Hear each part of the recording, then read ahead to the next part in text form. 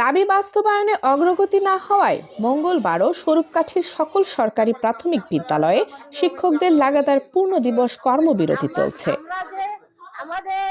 তবে পরীক্ষার সময়সূচি অনুযায়ী অনেক বিদ্যালয়ে ব্যবস্থাপনা কমিটি ও অভিভাবকদের সহযোগিতায় পরীক্ষা নেওয়া হচ্ছে, যা নিয়ে অভিভাবক ও স্থানীয়দের মধ্যে সৃষ্টি হয়েছে নানা ধরনের উদ্বেগ। আমি এই প্রাইমারি স্কুলের সভাপতি হিসেবে এখানে আছি। সেই আলোকে আজকে এখানে আসা। মূলত আপনারা তো জানেন আজকে ফাইনাল পরীক্ষা ক্লাস 1 থেকে পঞ্চম শ্রেণী পর্যন্ত।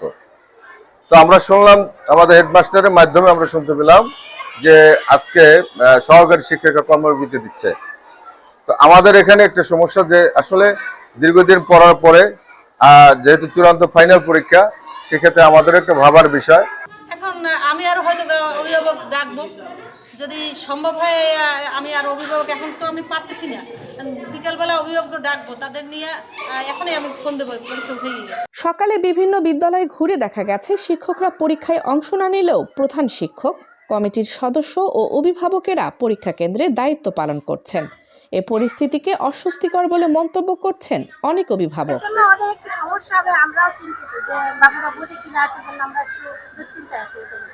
আর কিছু হচ্ছে অপরিচিত লোকজন যারা হচ্ছে ডিউটি করছে, পরীক্ষকের দায়িত্ব যারা পালন করছে, তাদেরকে তো ওরা চিনছে না। আর আজকে হচ্ছে ইংরেজি পরীক্ষা, স্বাভাবিক ইংরেজির প্রশ্নের যদি কোনো কিছু না বোঝে, জিজ্ঞেস করতে ভয় পাবে, অসুবিধা তো। আন্দোলনরত শিক্ষকরা ক্ষোভ প্রকাশ করে বলেন, 20 থেকে 22 বছর ধরে একই পদে আছি, কোনো পদোন্নতি নেই।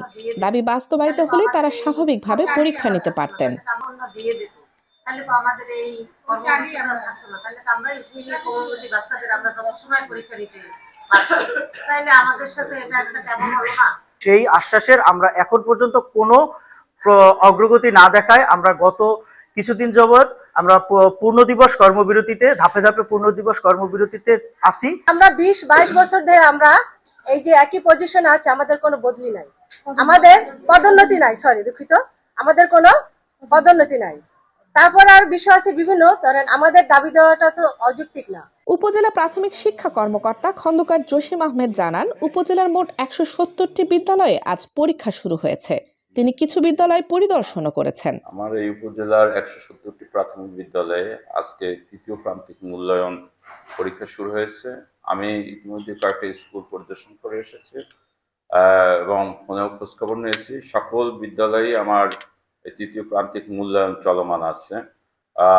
শিক্ষকরা কিছু কিছু স্কুলে কর্মবিরতিতে আছে, তবে বেশিরভাগ স্কুলেই শিক্ষকরা সহযোগিতা করছে। অন্য স্কুলগুলোতে আমরা কমিটি এবং অভিভাবকদের মাধ্যমে আমাদের এই পরীক্ষা বা মূল্যায়ন আমরা চালিয়ে তিনি আশা করছেন পরবর্তী পরীক্ষাগুলো সুষ্ঠুভাবে নেওয়া যাবে।